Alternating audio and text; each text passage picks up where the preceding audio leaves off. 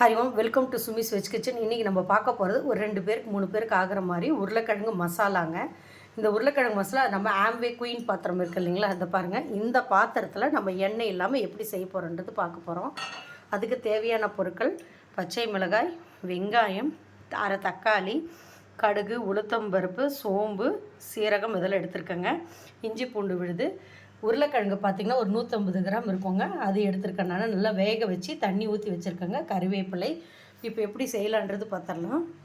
அதுக்கு முன்னாடி இது பாருங்கள், கடலை மாவு இருக்குது இல்லைங்களா, அது ஒரு அரை ஸ்பூன் போதுங்க. அரை ஸ்பூன் உங்களுக்கு தேவைன்னா இன்னும் கொஞ்சம் திக்காக எடுத்துருக்கேன். நான் ஒரு அரை ஸ்பூன் எடுத்துருக்கேன். அதை கரைச்சி வச்சுருக்கேன். பாருங்கள், எண்ணெய் வந்து நான் இவ்வளோ தான் விட்டுருக்கேன். இது பாருங்கள், சூடாயிருச்சு. நான் மீடியமில் வச்சுருக்காங்கண்ணா. நீங்கள் பாருங்கள், ஃப்ளேம் கூட பார்த்திங்கன்னா ஓரளவுக்கு மீடியம் சிம்மில் தான் இருக்குது. இப்போ பாருங்கள், இந்த ஸ்டேஜில் எண்ணெய் சூடான உடனே நம்ம இதெல்லாம் போட்டுடலாங்க. இப்போ நம்ம அதை போட்டு வறுக்கலாங்க. பாருங்கள், நல்லா ப்ரௌன் ஆயிடுச்சு. எண்ணெய் ஒரு போட்டு தான் விட்டேன். இப்போ நம்ம பச்சை மிளகா போட்டுடலாம். உங்களுக்கு கடுகு வெடிக்கிறது தெரியும். இப்போ வந்து வெங்காயம் சேர்த்துக்கலாம்.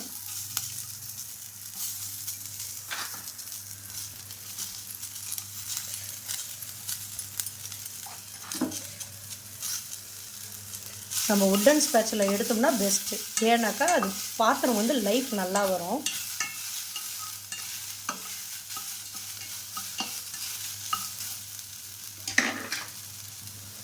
இப்போ நான் இது வந்து ஜஸ்ட்டு சும்மா அப்படி மூடி வைக்கிறேங்க. நான் மூடி வச்சு ஒரு 10-20 செகண்ட் விடலாம். அப்போ தான் அது நல்லா வேகும். அதுக்கப்புறம் நம்ம கொஞ்சம் இஞ்சி பூண்டு விடுது, தக்காளிலாம் போட்டு மறுபடியும் மூடி வச்சுட்டு தண்ணி விட்டு சேர்க்கலாம்.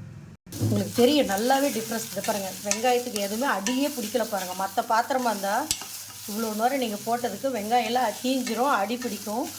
இது பாருங்கள், நல்லாவே ஒட்டாமல் வருது. நாம் எண்ணெயே ஊற்றணும், ஒரே போட்டு தான் ஊற்றணும்.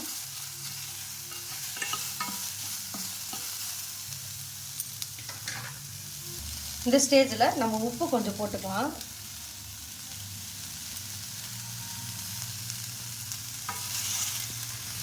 பாருங்கள், தக்காளி போட்டுடலாம்.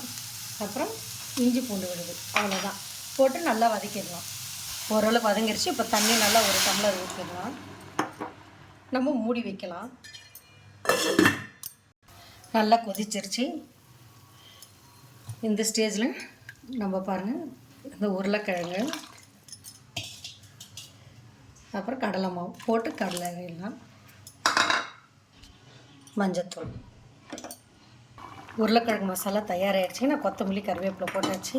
அவ்வளோதான். இப்போ டிஸ்பிளேயில் பார்த்துடலாம். சுவையான ஆயிலே இல்லாமல் ஒரே பொட்டில் நமக்கு உருளைக்கிழங்கு மசாலா தயாராகிருச்சிங்க. நீங்கள் இதே மாதிரி செஞ்சு பாருங்கள். அது வரைக்கும் உங்களிடமிருந்து விடைபெறுவது உங்கள் சுமித்ரா சுரேஷ் பாபு. நன்றி, வணக்கம்.